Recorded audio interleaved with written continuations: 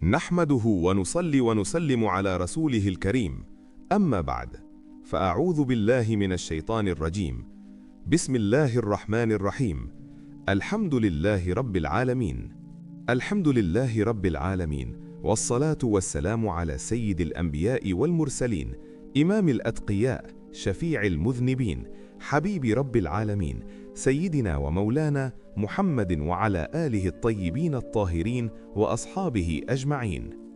ناظرین محترم، آج ہم اس نورانی سفر کا آغاز کر رہے ہیں جو ہمیں مدینہ منورہ کی ان گلیوں میں لے جائے گا جہاں وحی الہی کا نزول ہوتا تھا۔ سورہ آل عمران قرآن پاک کی وہ عظیم سورت ہے جو قلب مومن کو استقامت کی حرارت عطا کرتی ہے۔ یہ سورت اس وقت نازل ہوئی جب ایک طرف کفر اپنی تمام تر طاقت کے ساتھ اسلام کو مٹانے کے در پہ تھا اور دوسری طرف عیسائیت کے بڑے بڑے پادری اپنے باطل نظریات کے ساتھ مدینہ منورہ کے رخ پر تھے۔ اہل سنت کے جلیل القدر مفسرین فرماتے ہیں کہ یہ اللہ اور اس کے پیارے رسول صلی اللہ علیہ وآلہ وسلم کے درمیان وہ راز ہیں جن کی حقیقت تک رسائی ہر کسی کی بس کی بات نہیں۔ صوفیاء کرام فرماتے ہیں کہ الف سے مراد اللہ، لام سے مراد جبرائیل امین اور میم سے مراد محمد مصطفیٰ صلی اللہ علیہ وآلہ وسلم ہیں۔ گویا پیغام کی ترسیل کا پورا نظام ان تین حروف میں سمو دیا گیا ہے۔ اللہ لا الہ الا هو الحی القیوم۔ یہاں توحید کا وہ اعلان ہے جس نے کائنات کے ذرے ذرے کو ہلا کر رکھ دیا۔ اللہ وہ ہے جو ہمیشہ زندہ ہے اور قیوم ساری کائنات کو سنبھالنے والا ہے۔ یہاں یہ نقطہ یاد رکھیں کہ کائنات کی ہر چیز فانی ہے، صرف اس کی ذات باقی ہے۔ اللہ تبارک و تعالی فرماتا ہے کہ اس نے آپ صلی اللہ علیہ وآلہ وسلم پر حق کے ساتھ کتاب نازل کی جو پچھلی تمام کتب کی تصدیق کرتی ہے۔ سوال: اگر تورات اور انجیل بھی اللہ کی کتابیں تھیں تو قرآن کی ضرورت کیوں پیش آئی؟ کیونکہ ان کتب میں لوگوں نے تحریف کر دی تھی، لیکن قرآن کی حفاظت کا ذمہ خود رب ذوالجلال نے لیا ہے۔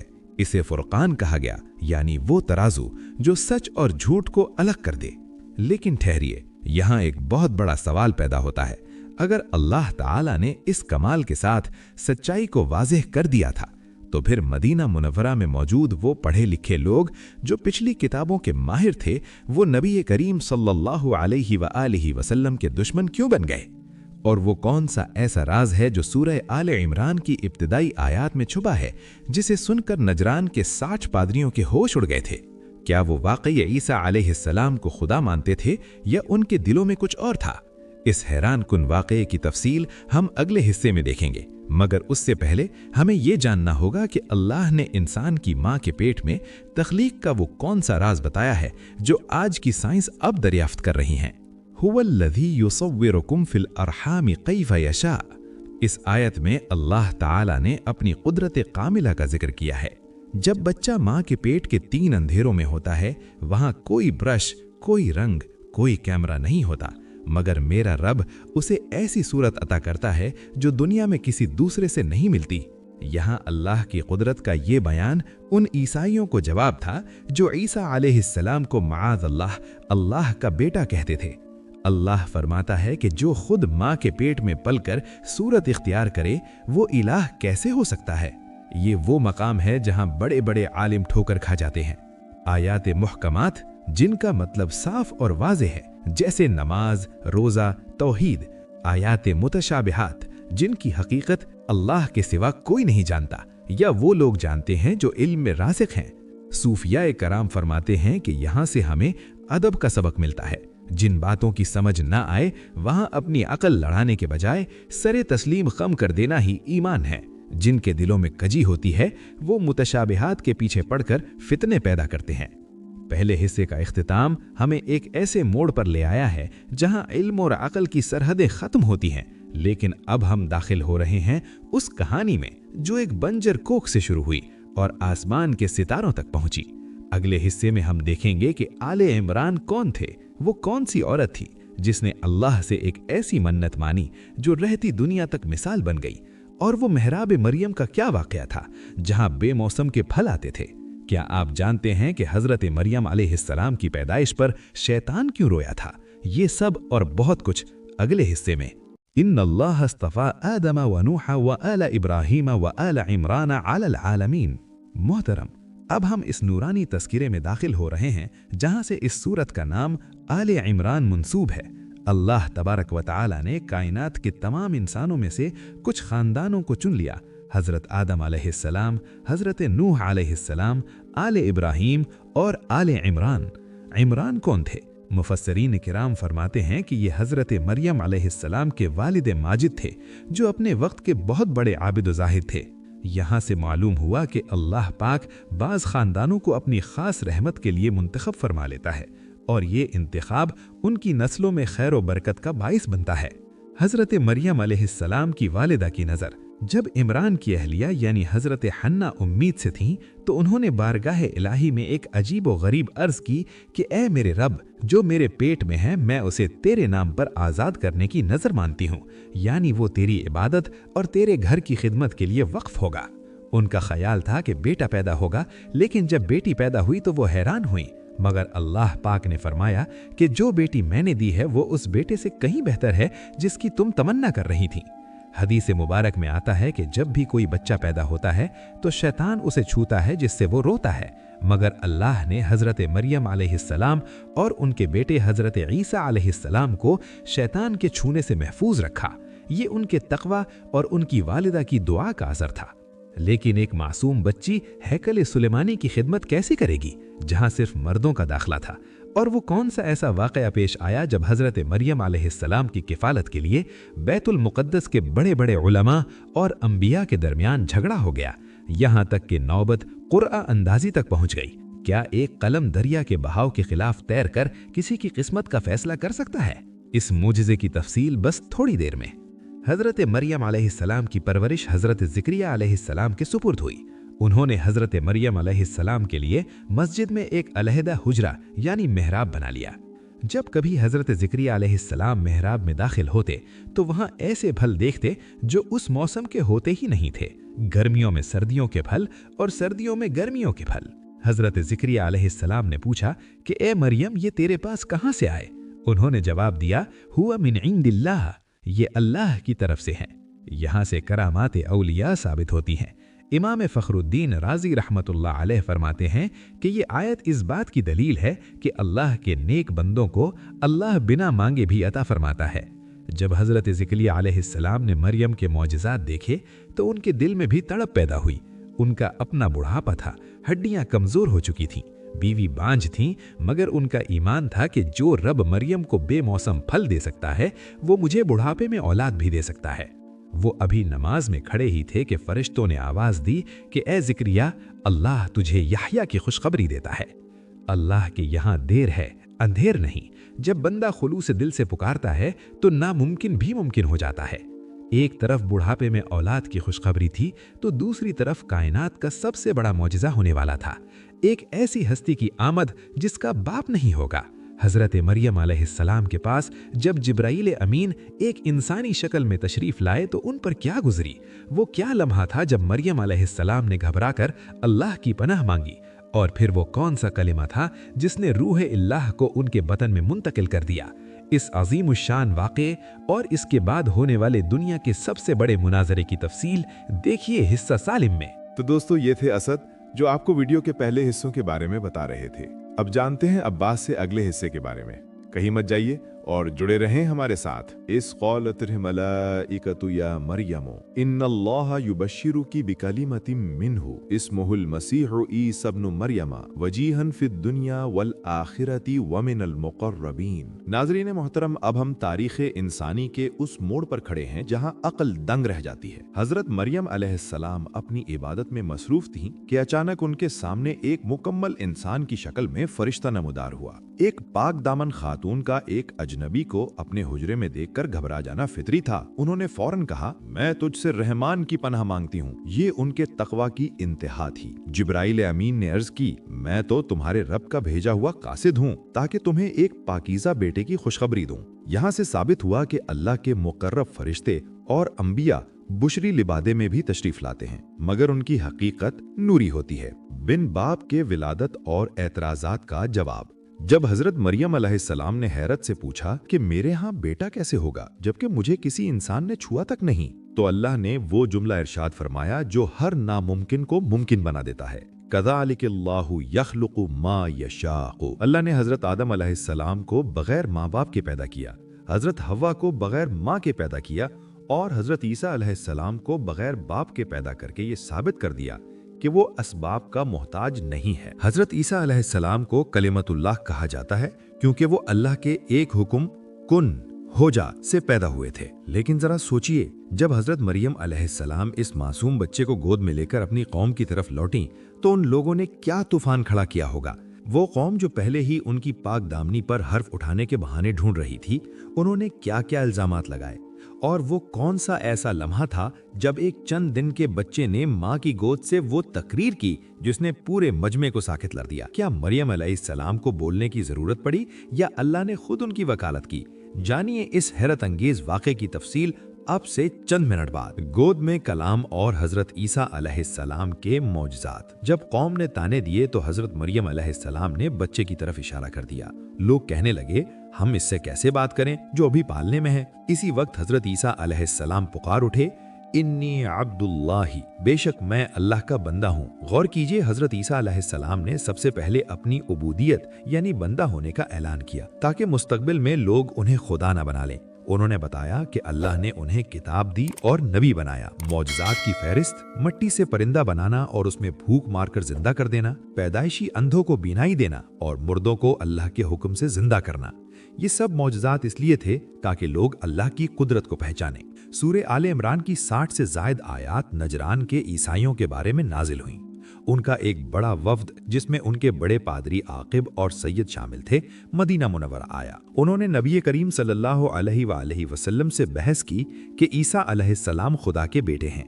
नबी करीम सल्लल्लाहु अलैहि वसल्लम ने बड़े सब्र और दलाइल से उन्हें समझाया।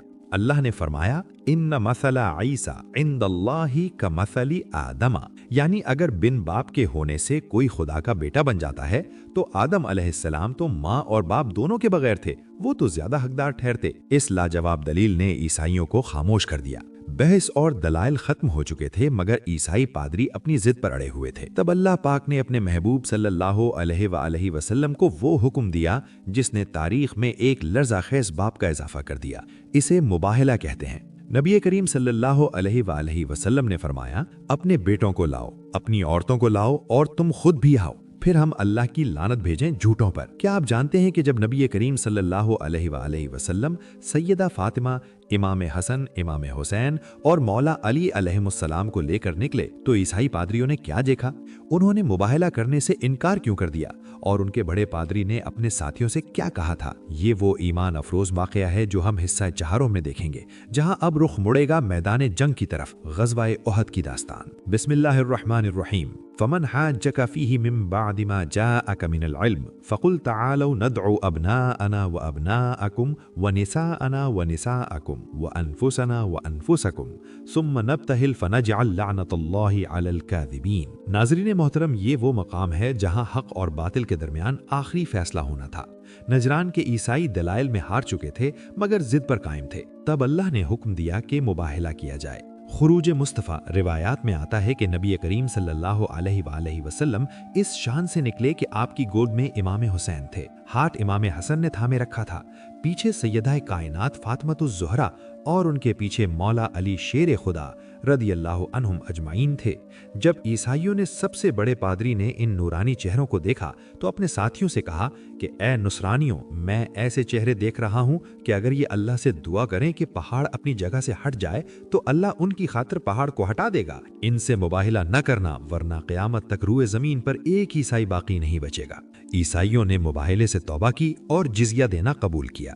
ये इस्लाम की बहुत बड़ी इखलाकी और रूहानी फतह थी। ग़ज़वा उहद का पस मंज़र और इताअत रसूल। सूरह आले इमरान का एक बड़ा हिस्सा ग़ज़वा उहद के गिर्द घूमता है। ये वो जंग थी जिसमें मुसलमानों के लिए बहुत से असबाब छुपे थे। जबल रुमात का वाक़या। नबी करीम सल्लल्लाहु अलैहि वसल्लम ने 50 तीरंदाजों को एक पहाड़ी पर खड़ा किया और हुक्म दिया कि चाहे हम जीतें या हारें, तुमने यहाँ से नहीं हटना। जब बज़ाहिर फतह नजर आने लगी तो कुछ सहाबा से इज्तिहादी गलती हुई और वो जगह छोड़ गए। यहीं से जंग का पासा पलट गया। अल्लाह पाक ने यहाँ दिखाया कि कामयाबी का दारो मदार सिर्फ ताकत पर नहीं बल्कि नबी करीम सल्लल्लाहु अलैहि वसल्लम की कामिल इताअत पर है। लेकिन जरा तसव्वुर कीजिए इस हौलनाक मंजिल का, जब कुफार ने पलटकर हमला किया और मैदान जंग में ये अफवाह फैल गई कि माज़अल्लाह नबी करीम सल्लल्लाहु अलैहि वसल्लम शहीद कर दिए गए हैं।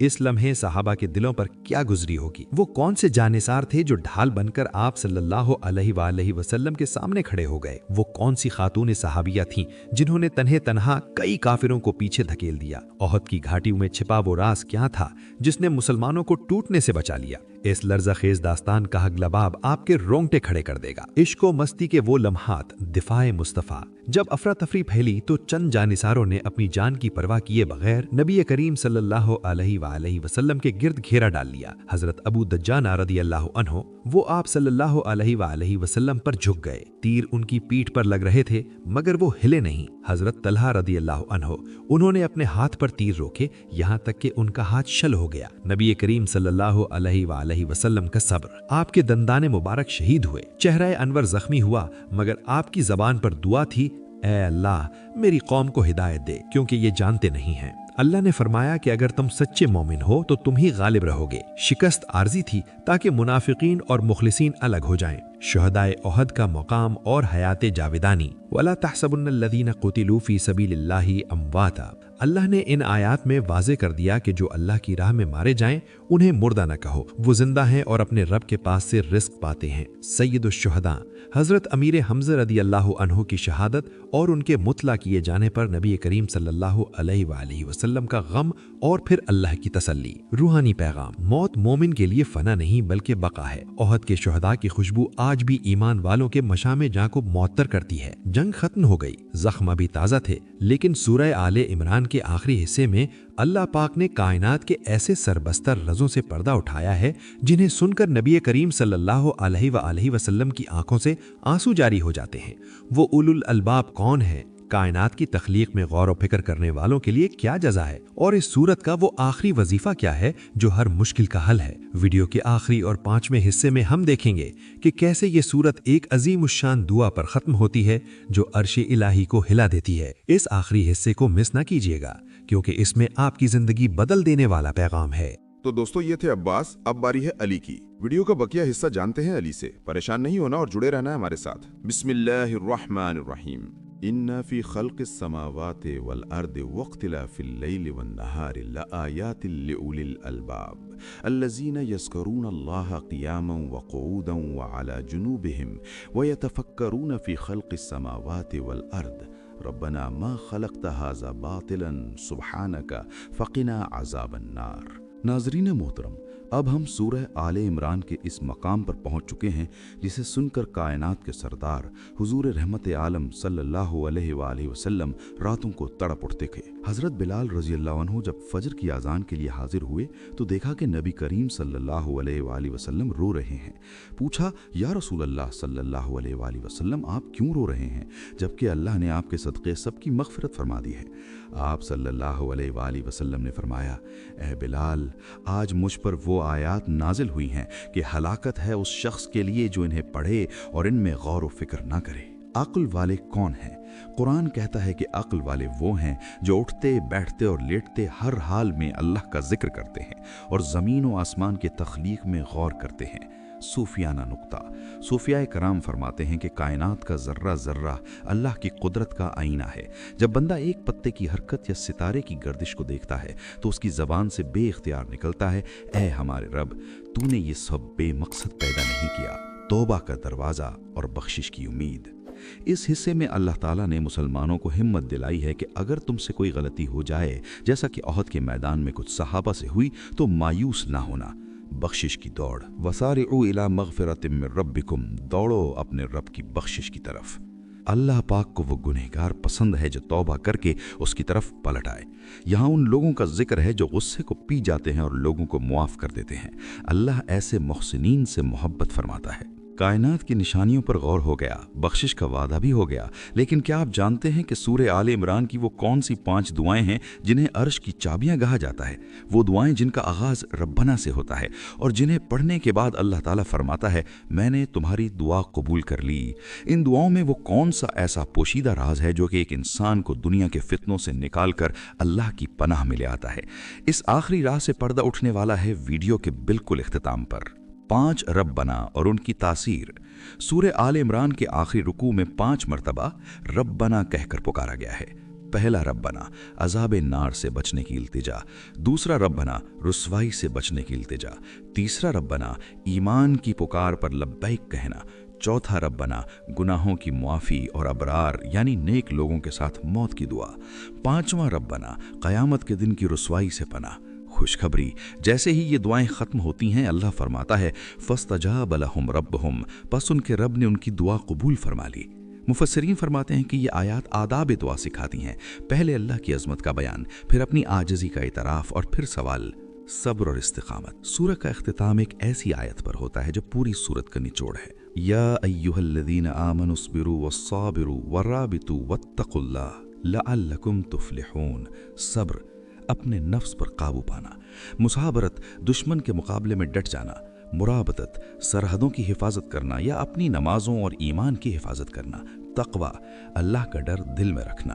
یہی وہ 4 سیڑھیاں ہیں جن پر چڑھ کر انسان فلاح یعنی کامیابی کی چوٹی تک پہنچتا ہے۔ سورہ آل عمران کے آخری رکوعات میں جہاں اللہ کی قدرت کا بیان ہے، وہاں صاحب قرآن حضرت محمد مصطفیٰ صلی اللہ علیہ وآلہ وسلم کی عظمت کے پہلو بھی نمایاں ہیں۔ مفسرین کرام فرماتے ہیں کہ جب اللہ تعالیٰ نے فرمایا کہ تم بہترین امت ہو، تو یہ بہتری اس لیے ہے کہ تم اس رسول صلی اللہ علیہ وآلہ وسلم کے غلام ہو جو تمام رسولوں کے سردار ہیں۔ اللہ پاک فرماتا ہے کہ جو لوگ اللہ اور اس کے رسول کی اطاعت کرتے ہیں، اللہ ان کے دلوں کو وہ سکون عطا فرماتا ہے جو پہاڑوں جیسی مصیبت میں بھی نہیں ڈگمگاتا۔ احد کے زخموں کے بعد بھی صحابہ کا جوش و جذبہ اسی نصرت الہی کا نتیجہ تھا۔ منافقین کی رسوائی اور مومنین کی پہچان۔ اس سورت کے آخری حصے میں ایک بار پھر منافقین کا کچا چٹھا کھول دیا گیا ہے۔ وہ لوگ جو زبان سے ایمان لائے مگر دل کفر سے بھرے ہوئے تھے۔ منافق وہ ہے جو مسلمانوں کی تکلیف پر خوش ہوتا ہے اور ان کی کامیابی پر غمگین۔ مومن وہ ہے جو ہر حال میں اللہ کی رضا پر راضی رہتا ہے۔ اللہ فرماتا ہے کہ اگر تم صبر کرو اور تقوی اختیار کرو تو ان کی کوئی چال تمہیں نقصان نہیں پہنچا سکے گی۔ ہمیں اپنے گریبان میں جھانکنا چاہیے کہ کہیں ہمارے اندر بھی منافقانہ صفات تو پیدا نہیں ہو رہی۔ ایمان کی مٹھاس صرف اخلاص میں ہے۔ دنیا کی بے ثباتی اور آخرت کی پیاری۔ لا یغرنک تقلب الذین کفروا فی البلاد، کافروں کا شہروں میں ٹھاٹ باٹ کے ساتھ گھومنا تمہیں دھوکے میں نہ ڈال دے۔ یہ محض چند دنوں کا فائدہ ہے، پھر ان کا ٹھکانہ جہنم ہے۔ کامیابی مال و دولت میں نہیں بلکہ اللہ کی بارگاہ میں سرخ روح ہونے میں ہے۔ اللہ کے نیک بندوں کے لیے وہ باغات ہیں جن کے نیچے نہریں بہتی ہیں۔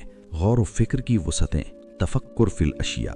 آئیے اب ان آیات کی طرف واپس چلیں جنہیں سن کر آقا وجد میں آ جاتے تھے۔ یہ اربوں ستارے، کہکشائیں اور سیارے جو بغیر کسی ستون کے کھڑے ہیں، کیا یہ خود بخود بن گئے ہیں؟ سورج کا اپنے وقت پر نکلنا اور چاند کا اپنی منزلیں طے کرنا، یہ سب ایک حکمت و قدیر ذات کے حکم کے تابع ہیں۔ حضرت داتا گنج بخش علی حجویری اور دیگر اولیاء کرام فرماتے ہیں کہ جب تم اللہ کی مخلوق میں غور کرتے ہو تو تمہیں ہر چیز میں اللہ کا نور نظر آتا ہے۔ یہ کائنات ایک کھلی کتاب ہے، اسے پڑھنے کے لیے دل کی آنکھ کا درکار ہے۔ اس طویل علمی سفر کے بعد اب ہم اس موڑ پر ہیں جہاں کائنات کے تمام فلسفے ختم ہو جاتے ہیں اور بندگی شروع ہوتی ہے۔ لیکن کیا آپ جانتے ہیں کہ سورہ آل عمران کی تلاوت کرنے والے کو قیامت کے دن کس چیز کا سایہ نصیب ہوگا؟ احادیث مبارکہ میں اس سورت اور سورہ بقرہ کے بارے میں ایک ایسی بشارت دی گئی ہے جو آپ کے دل کو امید سے بھر دے گی۔ وہ کیا بشارت ہے؟ اور اس سورت کے آخری لفظ تفلحون میں کامیابی کا کون سا خفیہ راستہ بتایا گیا ہے؟ اس کا جواب اس عظیم الشان دعا میں ہے جو اب ہم مانگنے والے ہیں۔ اے اللہ، ہمیں قرآن حکیم کا فہم عطا فرما، ہمیں اس سورت کے انوار و تجلیات سے مالا مال فرما، ہمیں ان لوگوں میں شامل فرما جو اٹھتے بیٹھتے تیرا ذکر کرتے ہیں اور تیری قدرت میں غور و فکر کرتے ہیں۔ ہمارے ایمان کی حفاظت فرما، ہمیں فتنوں سے بچا اور ہمیں نبی کریم صلی اللہ علیہ وآلہ وسلم کی سچی غلامی اور ان کی سنتوں پر عمل کرنے کی توفیق عطا فرما۔ ربنا فاغفر لنا ذنوبنا وکفر عنا سیئاتنا وتوفنا مع الابرار۔ اے ہمارے رب، ہمارے گناہ معاف فرما، ہماری برائیاں مٹا دے اور ہمیں نیک لوگوں کے ساتھ موت عطا فرما۔ وآخر دعوانا ان الحمد للہ رب العالمین والصلاة والسلام علی رسولہ الکریم محمد وعلی آلہ واصحابہ اجمعین صلی اللہ علیہ وآلہ وسلم.